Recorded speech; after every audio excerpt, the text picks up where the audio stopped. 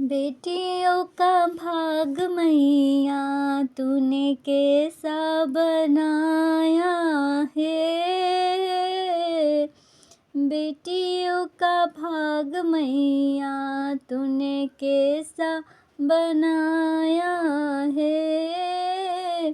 सीता जैसी नारी को रावण ने सताया है। सीता जैसी नारी को रावण ने सताया है। उनके पति ने उनको बन बन भटकाया है।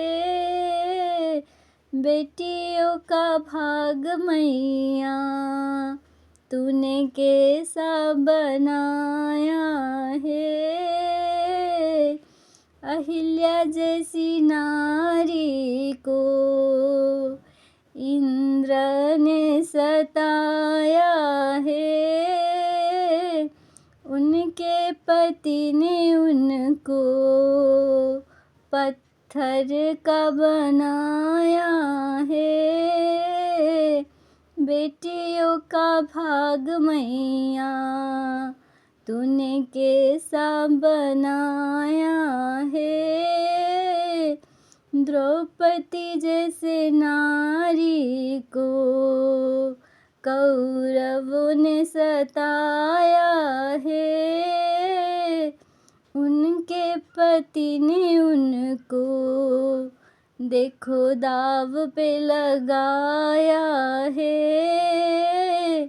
बेटियों का भाग मैया तूने कैसा बनाया है।